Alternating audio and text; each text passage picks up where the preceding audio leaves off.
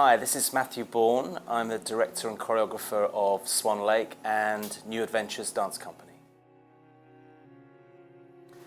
I started dance very late. I didn't start training till I was 22, which is incredibly late for dance, as you know. I went to the Larvin Centre in London, which is a contemporary dance college. I graduated in 1986 and formed my first dance company at that time with a group of friends called Adventures in Motion Pictures. That company was initially not my sole responsibility. There were several choreographers. It was like a little rep company of friends who really just wanted to choreograph and dance and work.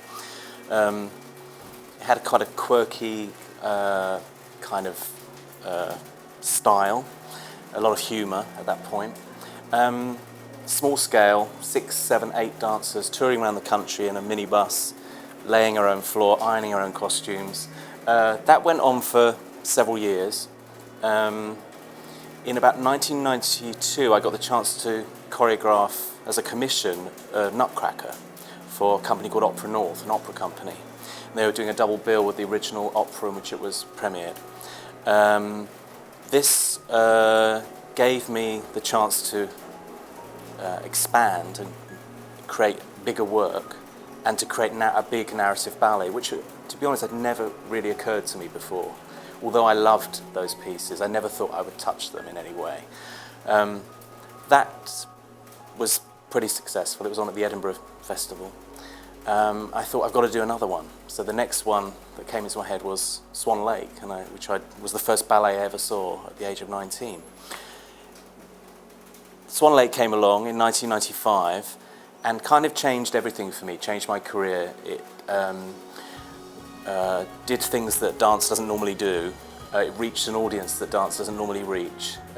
It went into the West End, it came onto Broadway, it's toured around the world internationally, and it's kind of turned my company from a small-scale company into a much bigger company, which it is now. And it's essentially that same company. It changed its name in 2002 from Adventures in Motion Pictures to New Adventures. But essentially, a lot of the same people and a lot of the same style of work, although I think Swan Lake was a turning point in that it made the work possibly a little more strongly narrative-based, and I started to enjoy moving people as much as I did entertaining them. And I think that's affected my work since then.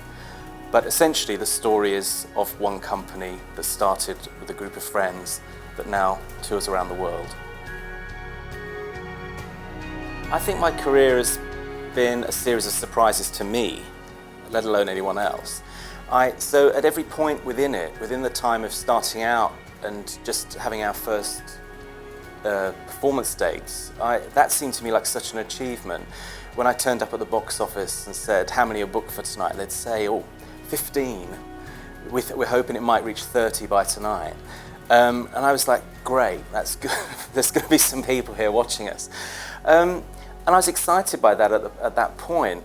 So each sort of thing that's happened to the company in that long period of time, nearly 20 years, has felt good. And I've never had a sort of yearning ambition. I just do what I love and I do what I feel passionate about. And I'm actually not that prolific. I don't do a lot of pieces. I do a piece every 3 years maybe. And the rest of the time I'm sort of looking out for the ones that are already there and reviving and changing things. But I'm always working. But as far as new work goes, I very carefully decide what I do. I know I'm going to have to live with it for a long time, so I choose very carefully. And I've never really been a jobbing choreographer. I can't go into other companies and make work. I find it very difficult to be in a room of people all staring at me who I don't know. And so that's never going to be, what is going to work for me. So it's all about family in a way, nurturing performers, having a company for a long period of time, and doing work that I'm passionate about. And if people like that, then that's a bonus. Well, it's true. Most of my work, virtually all of it, is based on something be it a famous ballet, a famous book, a famous film, a famous musical even. The musicals I've done have all been very famous titles. And it's partly because of the way the company is now, in that it performs to very wide public, very big audiences. It's about winning over audiences that think they maybe are not interested in dance. So they have to have something to hang on to, I find. And so I think a piece that people already have some familiarity with really helps a lot. So, and apart from anything else, a famous title does sell tickets, which again is a consideration when you're a semi-commercial company. But I don't find that a restriction. I enjoy it. I like the fact of taking something that people feel they already know a bit, be it the music or the story, and then surprising them with what you do with it. So they come with an expectation. They know the points within the piece that they're familiar with and the story or whatever it is. But then you can take them to new places, and hopefully they come out at the end of the evening being completely surprised by what they saw and not thinking you've messed with something they really love, but have found new things in it. Yeah, I find it's a good basis for an audience, and for me as well, to have a guideline. I recently did Dorian Gray, to have the guideline of the book was really helpful in me telling the story in a contemporary setting, and I really try and be true to the source material, because I feel that you have to respect your source material. There's no point in doing Swan Lake or Dorian Gray or Cinderella or whatever it is, and then moving it all around and changing it and adding things in. And I'm quite bold in some of the things I do. I'll change the sex of a character. I'll reorder music slightly, not too much. But I feel that that's the thing I need to respect within it, and I feel I do. I feel I respect the source material, and then, or that my ideas have to come out of the source material very clearly. Well, I think sometimes my work's misunderstood in some ways, that it's all about being accessible, and it's not, because it's about finding a way for audiences to find a way in, which is partly essential because of the sort of company we are, but partly essential for me as a director. I want them to get it. So I think of things in the structure of an evening. I will possibly at the beginning of the story, beginning of the evening, have some humour, so people relax. It could be, the boyfriend who's been dragged along, or someone's brought their friend who didn't really want to come, and you've got to win them over to a certain extent. I'm conscious of that. So a few laughs early on will help them relax, because you've connected, you've laughed, you've got it, you're there, you're happy. But then later on in the piece, you can start bringing in story ideas. You can have a whole abstract section of dance that they would find themselves watching something they wouldn't normally go to. Within the structure of a story, they already know and like the characters maybe by this point, and so they're happy to watch it. And so you're actually bringing in ideas, both in dance and in story, that they may have found would have put them off if you put them at the beginning. So I think within the structure of the thing, you can be very daring and you can be really challenging. And I don't see the point of just presenting something that's easy and straightforward and accessible in that way, commercial accessible. I think it's, I do want the audience to come out at the end and have questions, and it may change their view on things or the piece, or I never thought the music could be interpreted in that way, that sort of thing. I want a questioning audience. But within the context of, I'm not playing necessarily, as we've said, to the loyal dance audience. Hopefully they come, but there's other people as well. So I've got to kind of layer it for different audiences. This surprises people. I do enjoy abstract dance, and it's partly, some of my favourite pieces are abstract. It's partly because it's not what I do, and it's not something I am interested in doing. But that doesn't mean I don't love watching it. I have great passion for certain pieces that you'd be hard stretched to find any plot or a story within at all. I do like a lot of narrative work as well, but yeah, I think it's It's like some people think I'm anti-ballet because I've done my versions of famous ballets. Not at all. You know, I love the classics, and if they're done brilliantly, they have to be done brilliantly now for me to enjoy them, but they can still have that magic. No dance writer probably would see me as some sort of trailblazer for contemporary dance, but I think I am, because of the audiences that we reach, and basically the work we do is contemporary. It's got an element of ballet in it here and there, but it's basically contemporary dance, modern dance. And audiences are often watching this for the very first time when they see these productions. And within the context of a narrative piece, there is abstract art. There is dance that I can't explain what every step means. You know, it's not like writing a script.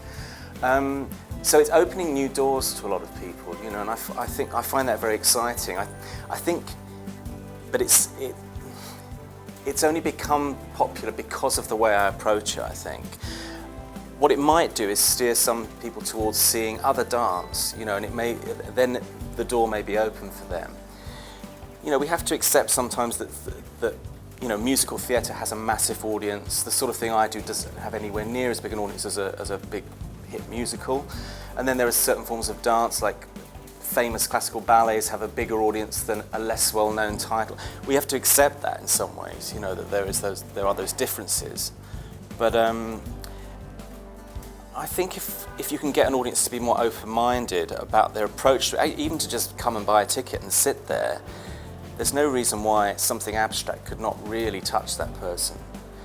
It's about getting them to be open-minded about it and not thinking, oh, I'll never get this, I don't get it. And to feel guilty about, with their friends maybe, of saying, I didn't get it. You know, and people are so worried about that they'd rather not go. Yeah. And I find that depressing in a way. You know, that people should say, should be confident enough to say what they felt from seeing something, but often it's not the case. But I think we have to maybe all keep working hard and trying to get the dance to reach a wider audience. I've never set out to have a mission of any kind. It's become a mission for me in a way, because I've seen how it can change lives. You know, I can see the passion that it can bring to people, not just young people who get inspired by seeing a performance and want to go into that world, but older audiences as well. You find something that really touches them deeply, and it's something to do with movement and non-verbal performance, which can get deeper, I think, and often is not very easy to explain. And it's very international as well, as we know when we travel around the world. You know, that you've got some sort of language that kind of works wherever you go, and this is very deep in all of us that we get that. I guess that's why I still feel I'm still so passionate about it, because I feel there's so much more to learn as well. I don't feel I've solved everything about how you can tell a story through movement. I feel there's so much more to learn. Well, early on in my career, I wasn't sure, you know, if I was going to have a style at all. You know, you don't think that way in a way. You just do work that you feel is that comes naturally to you. And because I'd had an early life of watching a lot of theatre and movies and stuff, it sort of naturally crept in to the whole storytelling thing was something that was very prime and sort of basic to me. And dance seemed to be the language that suited me best. I didn't like using my voice when I was a kid. I was very self-conscious. I did try acting when I was about 15, and I just hated speaking, so it's not a good idea. So it was a way of expressing in a way that seemed natural to me. And you know, when you watch my productions, it's not all. Sometimes it doesn't look like dancing. It could be gestural, it could be acting without words, and then it blends into dance. And you know, I just have the instinct as to whether it needs to really dance at that point or just be very simple for the audience. But for me, it's become like a new form of theatre that only this company is really doing in this way, because it blends so many styles, and so that's why I still do it. Swan Lake's the piece I'm known for the most. and it would have to be seen as the biggest success, I guess. I'd be worried about it if it was the only success we'd had. 15 years on, I would think, well, we have to keep doing Swan Lake. We don't. We do it every few years. You know, it is very popular. It's become more popular the more we've done it. But it's a different audience now for it. You know, we used to have walkouts when we first did it. It was sort of, you know, a certain amount of scandal attached to it, I suppose. And what has happened to it in that period of time since it's been on? It's now studied in schools. It's actually quite mainstream now. It's almost in the UK seen as a classic in its own right. So that has changed. You know, the perception of it has changed a lot. But it's still the piece that I'm most known for, absolutely. Well, I guess I'm a serial sort of re-choreographer in some ways. I love reapproaching and reassessing and having new ideas about all the pieces I do. So I'm someone who loves bringing them back. I hear Mark Morris doesn't touch his work when he brings it back. It's just, that's what I thought about it then, that's what it is, and I just wish I could be that confident. I always think you can do better. I look at it and I think, right, you know, we've moved on a few years, let's all have a look at it. So I think it could be more this. So when I approached Swan Lake this time, I felt some of the humour was a bit overdone, was a little childish. It seemed to me now I'm that much older. I wanted to beef up the story a little bit more, the emotion, the characters, the acting performances. I thought there was choreographic things that we could do to which we've done along the way quite a lot actually. I mean, the DVD that was made of it in '96, it's virtually unrecognisable now. The choreography, just the movement, the steps. I sometimes, you know, I watch it so much, and I always watch it within the audience. I mean, I don't pop in and out. I don't watch from the wings. I sit in the middle of the audience from beginning to end, always. And so I get the feeling of how the audience reacts. But also I start to feel things about it when I'm watching it and make decisions after, you know, many years. I'm still sort of thinking, oh, this will make it better. This will make it better. I can do this. Misconceptions. Yes. So there are several. The biggest misconception about My Swan Lake is that it's all male, which is still written about today. And even when people know it's not all male, they still like to write it because we haven't come up with a better way of describing it, unfortunately. But as you know, the swans are male, which is the big difference of the piece. But there are a third of the cast are women. But this is written so many times that a lot of people do come thinking that the women are men in drag, and will look at them and think, surely that one's not a man, you know, and that can't be a man. I hear it going on around me. But they are gorgeous, talented women, and they won't thank me for not mentioning that in the show. The other misconceptions are that sometimes if people have not seen it, they think it's going to be a big sort of send-up and a parody, a bit like the Trocs. They're going to think that the swans are possibly men in tutus and point shoes, and it's funny. And actually the surprise of it is that when the swans come on, it almost gets much more serious than what's gone on before. That's the surprise of the production, really, is the swans work, I think. So that's a misconception.